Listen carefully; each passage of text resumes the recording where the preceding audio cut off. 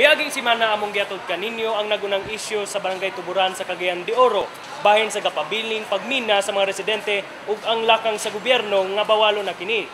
Apan dili lang day kini ang isyu para kanila. Gumikan kay duna pa sila mga gustong ipadayag kanamo ug sa katawhan.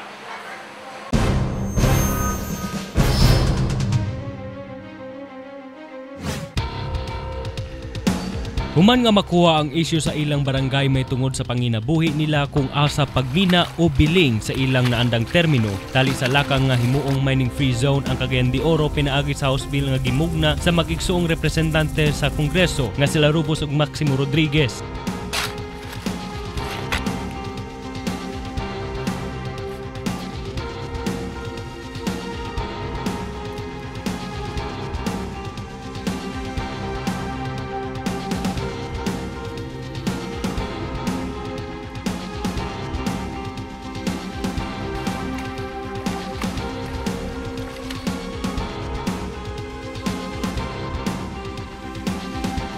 Wala pa di ay mahuman ang among misyon didto.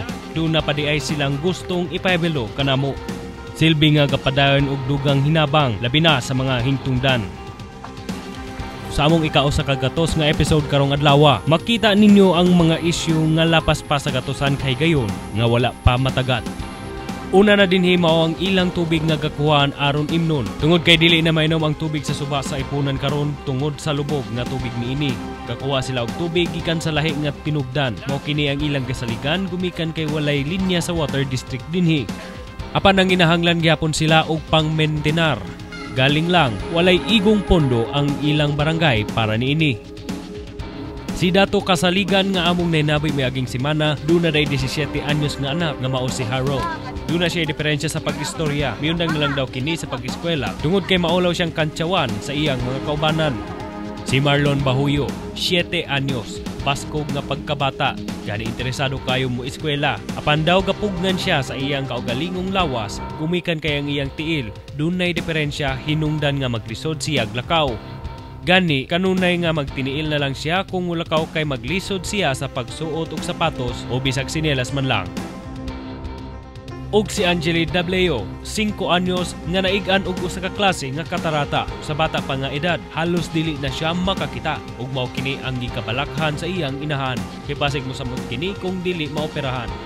Usapod kini ka problema gumikan kay wala sila igong sapi aron masugdan ang operasyon. Nagpa-check up kami sa iya sa medical na ang ingon sa doktor iyang mata is congenital cataract na kuan kanang wala pa gamay pa man kay siya adto na wala say among kwarta na wala na namo na padayon pag check up, pero ang ingon ginya is congenital cataract ang iyang mata.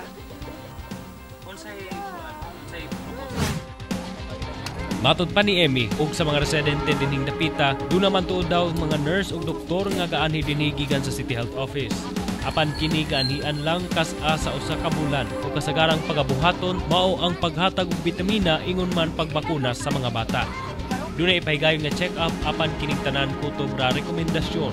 Nga siya pirmi magdula-dula na dinhi ra magsursuri sa amo. Ma-memorize naman siya gikan sa taas, maani din siya diri silong gayon. Pulaan na sa siya bato sa taas. Busa bisag dunay gatabang kanila gikan sa syudad. Padayon gyapon ang ilang mga panawagan nga unta sila dining dapita matabangan. Ang sitwasyon nga nahimutang sa mga barangay nga nahimutang sa mga bukiron nga mga dapit sama dinhi sa Barangay Tuburan. Mao ang usa sa mga natala sa National Economic Development Authority, CONEDA, nga galangkob sa opisyal nga dato sa 2009 Official Poverty Statistics niini. Kung sa una ang kantidad nga usa ka gatos pesos dako na ang mapalit sa merkado, karon mura na lang kinig sinsilyo nga mahurot dayon sa wala pa makatunga sa adlaw.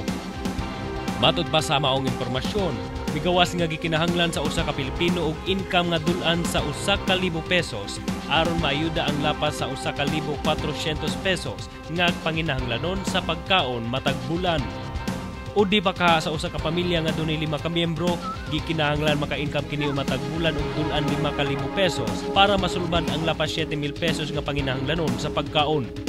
Mao kini ang gikinahanglan nga kantidad aron masulti nga nakalingkawas kuno ang usa ka individual ug pamilya gikan sa kakabos. If you look at the hierarchy of the sectors, those that cannot really meet the effort are all considered as the critical mass. No? So that's why we have two presentations on poverty. The poverty incidence and the food poverty. Subay sa maong datos, usa ka pamilya gikan sa usa ka gatos o di baka duha ka pamilya sa usa ka libo ang nakalingkawa sa kalisod niadtong 2006 hangtod 2009. Sa laktod nga pagkasulti, dili lang kapadayon ang insidente sa kakabos nga nasinati sa atong nasod. Apan gataas pa kini. Gani dinhi sa Region 10, hinuon gamay lang ang diferensya ang pag-increase sa insidente sa kalisod. Nakabutang gyapon kini sa kategorya nga dunay poverty incidence nga taas pa sa national nga average. Gikan 2006, ang Region 10 dunay pagsaka og kapin kulang 1800 sa 2009 nga mga pamilya nga nalumos sa kalisod. Og sa Misamis Oriental lang daw kuno, matod pa sa tala sa NEDA, ang dunay dakong pag-asenso kung pagahisgutan ang poverty reduction. Kung pagkasumahon o pamalandungon kini nga mga datos sa NEDA ug itandi ang kahimtang sa mga residente dinhi sa Barangay Tuburan sa Cagayan de Oro ug uban pang mga dapit nga padayon nga kapangayo ug hinabang, daw dunay kamatuoran ang mga nakatala sa ilang report. Gani, mas labaw paniluyo sa mga nakabutang sa slideshow presentation. Usa ka kamatuoran nga kadaghanan sa atong katilingban gasaligyod sa mga programa sa gobyerno gumikan sa ilang kawadon aron matabangan. Usahay makasulti kita nga ang kalambuan nga natiluan ani nga barangay human ang eleksyon niadtong 2010 mao ang mga tarpaulin nga gipangtaod sa ilang gibutong lideres samtang padayon gahulat sa mga panaan nga gihatag sa ilaha.